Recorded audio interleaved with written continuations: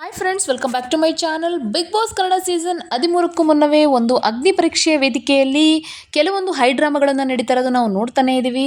ಅದರಲ್ಲೂ ಕೂಡ ಎಲ್ಲರ ಒಂದು ಗಮನ ಸೆಳೀತಾ ಇರ್ತಕ್ಕಂಥದ್ದು ವಿನಯ್ ಗೌಡ ಮತ್ತು ಶ್ರೇಯಸ್ ನಡುವಿನ ಇರ್ತಕ್ಕಂತಹ ಮಾತಿನ ಚಕಮಕಿ. ವಿನಯ್ ಗೌಡ ಅವರು ಶ್ರೇಯಸ್ ಅವರಿಗೆ ಗೆಟ್ ಔಟ್ ಅಂತ ಹೇಳಿದ್ದಾರೆ. ಅದಕ್ಕೆ ಶ್ರೇಯಸ್ ಅವರು ನೀಡಿರ್ತಕ್ಕಂತಹ ಪ್ರಕ್ರಿಯೆ ಏನು, ನಂತರ ವೇದಿಕೆಯಿಂದ ಅವರು ಹೊರಟೋಗ್ತಾರೆ. ಇವೆಲ್ಲವೂ ಕೂಡ ಈಗ ಒಂದು ಸೋಷಿಯಲ್ ಮೀಡಿಯಾದಲ್ಲಿ ಒಂದು ಭಾರಿ ಚರ್ಚೆಗೆ ಕಾರಣ ಆಗಿದೆ. ಅಷ್ಟಕ್ಕೂ ಅಲ್ಲಿ ಏನಾಯಿತು, ವಿನಯ್ ಗೌಡ ಅವರು ಯಾಕೆ ಕೋಪ್ಕೊಂಡ್ರು, ಶ್ರೇಯಸ್ ಅವರು ವೇದಿಕೆಯಿಂದ ಯಾಕೆ ಹೊರಗಡೆ ಹೋದರು, ಇದು ನಿಜವಾದ ಜಗಳನ ಅಥವಾ ಈ ಟಾಸ್ಕ್ನ ಒಂದು ಭಾಗನ, ಇದೆಲ್ಲ ಒಂದು ವಿಚಾರವನ್ನು ನಾನು ಈ ಒಂದು ವಿಡಿಯೋದಲ್ಲಿ ಸಂಪೂರ್ಣವಾಗಿ ನಿಮಗೆ ತಿಳಿಸ್ಕೊಡ್ತೀನಿ. ಬಿಗ್ ಬಾಸ್ ಕನ್ನಡ ಸೀಸನ್ 13ರ ಮನೆಗೆ ಎಂಟ್ರಿ ಪಡೆಯಲು ಅಗ್ನಿ ಪರೀಕ್ಷೆ ಈಗಾಗಲೇ ಸಾಕಷ್ಟು ಒಂದು ಎಲ್ಲರ ಮನಸ್ಸಿನಲ್ಲೂ ಕುತೂಹಲವನ್ನು ಮೂಡಿಸ್ತಾ ಇದೆ. ಈ ಒಂದು ಹಂತದಲ್ಲಿ ಕೆಲವು ಸ್ಪರ್ಧಿಗಳು ಟಾಸ್ಕ್ಗಳು, ಪ್ರಶ್ನೆಗಳು, ಎಲ್ಲ ರೀತಿಯ ಒಂದು ಸವಾಲುಗಳನ್ನು ಎದುರಿಸ್ತಾ ಬರ್ತಾ ಇದ್ದಾರೆ. ಈ ಕಾರ್ಯಕ್ರಮದಲ್ಲಿ ನಮಗೆಲ್ಲರಿಗೂ ಗೊತ್ತಿರುವ ಹಾಗೆ 4 ಜನ ಜಡ್ಜಸ್ ಇದ್ದಾರೆ. ಅದರಲ್ಲಿ ಕೂಡ ವಿನಯ್ ಗೌಡ ಕೂಡ ಇಲ್ಲಿ ಒಬ್ಬ ಜಡ್ಜ್ ಆಗಿ ಕಾಣಿಸ್ಕೊಂಡಿರೋದು ಗೊತ್ತಿರೋ ವಿಷಯ. ಈ ಒಂದು ಸ್ಪರ್ಧಿಗಳ ಸಾಮರ್ಥ್ಯವನ್ನು ಪರೀಕ್ಷಿಸುವಂತಹ ಸಂದರ್ಭದಲ್ಲಿ ಏನಾಗುತ್ತೆ ಅಂದರೆ, ಜಡ್ಜಸ್ಗಳು ಕಠಿಣವಾಗಿರ್ತಕ್ಕಂಥ ಕೆಲವೊಂದು ಪ್ರಶ್ನೆಗಳನ್ನು ಕೇಳ್ತಾರೆ, ಕೆಲವೊಂದು ಟಾಸ್ಕ್ಗಳನ್ನು ಕೊಡ್ತಾರೆ. ಸೊ ಈ ರೀತಿಯಾಗಿ ಕೆಲವೊಂದು ಸಂದರ್ಭದಲ್ಲಿ ಏನಾಗುತ್ತಪ್ಪ ಅಂತಂದರೆ, ಮಾತಿನ ಚಕಮಕಿಗಳು ಕೂಡ ಕೆಲವೊಂದು ಸಂದರ್ಭದಲ್ಲಿ ನಡೆಯುತ್ತೆ. ಈ ಸಂಚಿಕೆ ಪ್ರಾರಂಭದಲ್ಲಿ ಏನಾಗುತ್ತಪ್ಪ ಅಂತಂದರೆ, ಇಲ್ಲಿ ರಾಜೀವ್ ಗಾಂಧಿ ಅವ್ರನ್ನ ಕರೆದುಬಿಟ್ಟು, ನೀವು ನಿಮ್ಮ ಟೀಮ್ನಲ್ಲಿರ್ತಕ್ಕಂತಹ ವೀಕೆಸ್ಟ್ ಯಾರಿದ್ದಾರೆ ಅವ್ರನ್ನ ನೀವು ಎಲಿಮಿನೇಟ್ ಮಾಡಬೇಕು, ನಾಮಿನೇಟ್ ಮಾಡಬೇಕು ಅಂತ ಇಲ್ಲಿ ನಿರಂಜನ್ ದೇಶಪಾಂಡೆ ಅವರು ಆದೇಶವನ್ನು ಕೊಡ್ತಾರೆ. ಅದಕ್ಕೆ ತಕ್ಕನಾಗಿ ರಾಜೇಶ್ ಗಾಂಧಿ ಅವರು ಮೊದಲು ಈಶಾ ಅವ್ರನ್ನ ಕರೀತಾರೆ, ಅದಾದ ನಂತರ ಶ್ರೇಯಸ್ ಅವ್ರನ್ನ ಕರೀತಾರೆ, ಮತ್ತು ಅಭಿಷೇಕ್ ಅವ್ರನ್ನ. ಈ 3 ಜನ ಕೂಡ ವೀಕ್ ಕಂಟೆಸ್ಟೆಂಟ್ ಅಂತ ಅವರು ಸೆಲೆಕ್ಟ್ ಮಾಡ್ಕೊಳ್ತಾರೆ.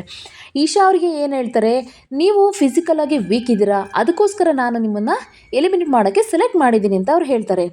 ಆದರೆ ಇಲ್ಲಿ ಈಶಾ ಅವರು ತಮ್ಮನ್ನು ತಾವು ತುಂಬ ಚೆನ್ನಾಗಿ ಸಮರ್ಥಿಸ್ಕೊಳ್ತಾರೆ.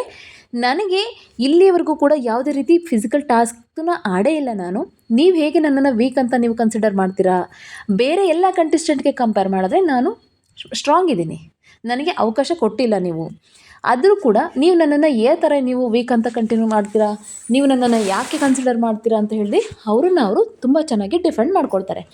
ಸೊ ಅದಾದ ನಂತರ ಇಲ್ಲಿ ಶ್ರೇಯಸ್ ಅವ್ರನ್ನ ಸೆಲೆಕ್ಟ್ ಮಾಡಿಕೊಂಡು ಶ್ರೇಯಸ್ ಅವ್ರಿಗೆ ಹೇಳ್ತಾರೆ, ನೀವು ಇಲ್ಲಿ ಹಗ್ಗ ಜಗ್ಗಾಟ ಆಟದಲ್ಲಿ ನೀವು ತುಂಬ ಚೆನ್ನಾಗಿ ಆಡ್ಬೋದಿತ್ತು, ಬಟ್ ನೀವು ಆಡಲಿಲ್ಲ, ಫಿಸಿಕಲಲ್ಲಿ ಸ್ವಲ್ಪ ನೀವು ವೀಕ್ ಅಂತ ರಾಜೀವ್ ಅವರು ಹೇಳ್ತಾರೆ. ಸೊ ಅದಕ್ಕೆ ಅವರು ಡಿಫೆಂಡ್ ಮಾಡ್ಕೊಳ್ಳೋ ಸಂದರ್ಭದಲ್ಲಿ ರಾಜೀವ್ ಅವರಿಗೆ ಆನ್ಸರ್ನ ಕೊಡಬೇಕು. ಅದನ್ನು ಬಿಟ್ಟು ಇವರು ಈಶಾ ಹತ್ರ ಜಗಳಕ್ಕೆ ಇಳಿತಾರೆ. ಅವರನ್ನು ಅವರು ಡಿಫೆಂಡ್ ಮಾಡ್ಕೊಳ್ಳೋದು ಇಲ್ಲಿ ಫೇಲ್ ಆಗ್ತಾರೆ. ಅದಾದ ನಂತರ ಅಭಿಷೇಕನ್ನು ಅವರು ನಾಮಿನೇಟ್ ಮಾಡೋಕ್ಕೆ ರೀಸನ್ ಏನು ಹುಡುಕ್ತಾರೆ ಅಂದರೆ, ನೀವು ಫಿಸಿಕಲು ಸ್ಟ್ರಾಂಗ್ ಇದ್ದೀರಾ, ಮೆಂಟಲಿ ಸ್ಟ್ರಾಂಗ್ ಇದ್ದೀರಾ, ಬಟ್ ಆಡುವಂಥ ಸಂದರ್ಭದಲ್ಲಿ ನೀವೇನು ಮಾಡ್ತೀರಾ ಅಂದರೆ ಶೌರಿಂಗ್ ಆಗ್ತೀರಾ, ನೀವು ಸ್ವಲ್ಪ ಭಯ ಬೀಳ್ತೀರಾ ಅನ್ನೋ ಒಂದು ರೀಸನ್ನ ಅವ್ರು ಕೊಡ್ತಾರೆ. ಆದರೆ ಇಲ್ಲಿ ಅಭಿಷೇಕ್ ಅವರು, ಸರ್ ನೀವು ನನ್ನ ಸೆಲೆಕ್ಟ್ ಮಾಡ್ಕೊಳ್ಳುವಾಗ ನೀವೇ ನನಗೆ ಗೋಲ್ಡನ್ನ ಕಾಯಿನ್ನ ಕೊಟ್ಟು ಸೆಲೆಕ್ಟ್ ಮಾಡ್ಕೊಂಡಿದ್ದೀರಾ, ಅಂದರೆ ನಾನು ಸ್ಟ್ರಾಂಗ್ ಕಂಟೆಸ್ಟೆಂಟ್ ತಾನೇ, ಸೊ ಅದಕ್ಕೋಸ್ಕರ ನೀವು ನನ್ನ ಸೆಲೆಕ್ಟ್ ಮಾಡ್ಕೊಂಡಿರೋದನ್ನು ನಾನು ಒಪ್ಕೊಳ್ಳಿಲ್ಲ ಅಂತ ಅವರು ಕೂಡ ಅವ್ರನ್ನ ಡಿಫೆಂಡ್ ಮಾಡ್ಕೊಳ್ತಾರೆ. ಸೊ ಈ ಒಂದು 3 ಜನ ಜಡ್ಜ್ಮೆಂಟನ್ನು ಕೇಳಿದ ನಂತರ ಶ್ರುತಿ ಅವ್ರನ್ನ ಇಲ್ಲಿ ನಿರಂಜನ್ ದೇಶಪಾಂಡೆ ಕೇಳ್ತಾರೆ, ಈ 3 ಜನ ಡಿಫೆಂಡ್ ಮಾಡ್ಕೊಂಡಿರೋದ್ರಲ್ಲಿ ಯಾರು ಬೆಸ್ಟ್ ಇರ್ತಾರೋ ಅವರನ್ನು, ಅದರಲ್ಲಿ ಒಬ್ಬರನ್ನ ನೀವು ಸೇವ್ ಮಾಡ್ಬೋದು ಅಂತ ಶ್ರುತಿ ಅವರಿಗೆ ಆದೇಶನ ಕೊಡ್ತಾರೆ.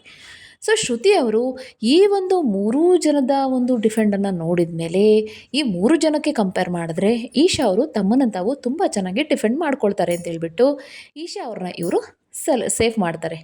ಸೊ ಇದಾದ ನಂತರ ಇಲ್ಲಿ ಅಭಿಷೇಕ್ ಮತ್ತು ಶ್ರೇಯಸ್ಗೆ ಇಬ್ಬರು ಕೂಡ ಒಂದು ಟಾಸ್ಕ್ನ ಕೊಡ್ತಾರೆ. ಆ ಟಾಸ್ಕ್ ಏನಪ್ಪ ಅಂತಂದರೆ, ಇವರು ಕೈಗೆ ಒಂದು ಕರೆಂಟ್ದೊಂದು ಐಟಮ್ನ ಕಟ್ಟಿರ್ತಾರೆ, ಅದರ ಎದುರಾಳಿಗೆ ಒಂದು ರಿಮೋಟ್ನ ಕೊಟ್ಟಿರ್ತಾರೆ. ಸೊ ಅವರು ರೀಸನ್ಸನ್ನು ಇವ್ರ ಬಗ್ಗೆ, ಯಾಕೆ ನಾನು ಇವರಿಗಿಂತ ಬೆಸ್ಟ್ ಅಂತ ಹೇಳ್ಕೋಬೇಕು, ಇವರು ಯಾವುದರಲ್ಲಿ ವೀಕ್ ಅಂತ ಹೇಳಬೇಕು, ಇವರು ಮತ್ತು ಅವ್ರ ಆಪೋಸಿಟಲ್ಲಿ ಇರ್ತಕ್ಕಂಥ ವ್ಯಕ್ತಿ ಯಾಕೆ ಈ ಬಿಗ್ ಬಾಸ್ ಮನೇಲಿ ಇರೋಕ್ಕೆ ಯೋಗ್ಯರಲ್ಲ ಅಂತ ಈ ಒಂದು 3 ರೀಸನ್ಸನ್ನು ಹೇಳಬೇಕು. ಅದಾದ ನಂತರ ಆ ಬಟನ್ನ ಒತ್ತಿದ್ರೆ ಅವರಿಗೆ ಕರೆಂಟ್ ಶಾಕ್ ಹೊಡೆಯುತ್ತೆ. ಸೊ ಇದು ಈ ಒಂದು ಟಾಸ್ಕ್ ನಡಿಬೇಕಾಗಿರೋದು. ಇಲ್ಲಿ ಮೊದಲು ಇವರು ಅಭಿಷೇಕ್ ಕೂತ್ಕೊಳ್ತಾರೆ. ಅದಕ್ಕೆ ಶ್ರೇಯಸ್ ಕೊಡುವಂತಹ ರೀಸನ್ಸ್ ಎಲ್ಲ ಸಿಲ್ಲಿ ರೀಸನ್ಸ್ ಕೊಡ್ತಾರೆ. ಅಂದರೆ ನೀವು ಎಷ್ಟು ಸರಿ ನೀವು ಎಕ್ಸಾಮ್ಸ್ನ ಬರೆದು ಪಾಸ್ ಮಾಡ್ಬೋದಿತ್ತು, ಆದರೂ ಕೂಡ ನೀವು ಎಕ್ಸಾಮ್ಸ್ನ ಬರೆಯೋದನ್ನು ಗಿವ್ ಅಪ್ ಮಾಡಿದ್ರಿ. ನೀವು ಇಲ್ಲೇ ಗಿವ್ ಅಪ್ ಮಾಡಿದ್ಮೇಲೆ ಬಿಗ್ ಬಾಸ್ ಮನೆಗೆ ಹೋಗಿ ನೀವು ಗಿವ್ ಅಪ್ ಮಾಡಲ್ಲ ಅನ್ನೋದಕ್ಕೆ ಏನು ಗ್ಯಾರಂಟಿ ಅಂತ ಇಲ್ಲಿ ಶ್ರೇಯಸ್ ಅವರು ಕೇಳ್ತಾರೆ. ನಾನು ಅದಕ್ಕೆ ಗಿವ್ ಅಪ್ ಮಾಡಿಲ್ಲ. ನಾನು ಏಜ್ ಬಾರ್ ಆಗಿ ಬಿಟ್ಟಿದ್ದೀನಿ ಹೊರತು ಯಾವುದೇ ಥರ ನಾನು ಗಿವ್ ಅಪ್ ಮಾಡಿಲ್ಲ. ನನಗೆ ಆಲ್ರೆಡಿ 35 ಇಯರ್ಸ್ ಮೇಲೆ ಆಗಿರೋದಕ್ಕೋಸ್ಕರ ನಾನು 35 ಸಾರಿ ಅಟೆಂಪ್ಟ್ ಮಾಡಿಬಿಟ್ಟು ಬಿಟ್ಟಿರೋದು ಅಂತ ಕ್ಲಾರಿಟಿನ ಕೊಡ್ತಾರೆ. ಇಲ್ಲಿ ಅವರು ಬಿಗ್ ಬಾಸ್ಗೆ ಸಂಬಂಧಪಟ್ಟಂಗೆ ಅಥವಾ ಬಿಗ್ ಬಾಸ್ ಆಟಕ್ಕೆ ಸಂಬಂಧಪಟ್ಟಂಗೆ ಅವರ ಒಂದು ಪರ್ಸ್ನಾಲಿಟಿ ಬಗ್ಗೆ ಇಲ್ಲಿ ಏನೂ ಮಾತಾಡೋದಿಲ್ಲ. ಅವರ ವೀಕ್ನೆಸ್ ಬಗ್ಗೆ ಮಾತಾಡೋದಿಲ್ಲ. ಅವ್ರಿಗಿಂತ ನೀವು ಯಾಕೆ ಬೆಸ್ಟು ಅಂತ ಶ್ರೇಯಸ್ ಅವರು ಇದ್ರ ಬಗ್ಗೆ ಏನೂ ಮಾತಾಡೋದಿಲ್ಲ. ಅಷ್ಟಕ್ಕೆ ಇಲ್ಲಿ ಟೈಮ್ ಅಪ್ ಆಗುತ್ತೆ. ಅದಾದ ನಂತರ ಇಲ್ಲಿ ನೆಕ್ಸ್ಟು ಶ್ರೇಯಸ್ ಅವರು ಕೂತ್ಕೊಳ್ತಾರೆ. ಅಭಿಷೇಕ್ ಅವರು ರೀಸನ್ಸ್ ಹೇಳೋಕ್ಕೆ ಸ್ಟಾರ್ಟ್ ಮಾಡ್ತಾರೆ. ನೀವು ಹೇಳ್ತೀರಾ ನಿಮ್ಮ ಒಂದು ಅಪ್ಪ ನಿಮಗೆ ಇನ್ವೆಸ್ಟ್ ಮಾಡೋಕ್ಕೆ ಅಮೌಂಟ್ ಕೊಟ್ಟಿದ್ದಾರೆ ಬಿಸ್ನೆಸ್ಗೆ. ಸೊ ನಿಮ್ಮ ಅಪ್ಪನ ದುಡ್ಡನ್ನು ತೊಗೊಂಡು ನೀವು ಇಲ್ಲಿ ಬಿಸ್ನೆಸ್ ಮಾಡ್ತಾಯಿದ್ದೀರಾ. ನಿಮ್ಮದು ಅಂತ ಇಲ್ಲಿ ಏನೂ ಐಡೆಂಟಿಟಿ ಇಲ್ಲ ಆಗೋದಾ. ಆದರೆ ನಾನು 9ನೇ ಕ್ಲಾಸ್ ಓದುವಾಗ ಕೂಡ ನನ್ನ 18ನೇ ವರ್ಷದ ಎಜುಕೇಷನಲ್ಲೂ ಕೂಡ ನಾನು ನನ್ನ ಅಪ್ಪನ ಮನೆ ಪಕ್ಕದಲ್ಲಿರ್ತಕ್ಕಂಥವ್ರ ಹತ್ರ ಹೋಗ್ಬಿಟ್ಟು ಸಾಲ ತೊಗೊಂಡು ಬಂದು ನನ್ನ ಫೀಸ್ ಕಟ್ತಾಯಿದ್ರು. ಅಷ್ಟು ನಾನು ಕಷ್ಟದಲ್ಲಿದ್ವಿ.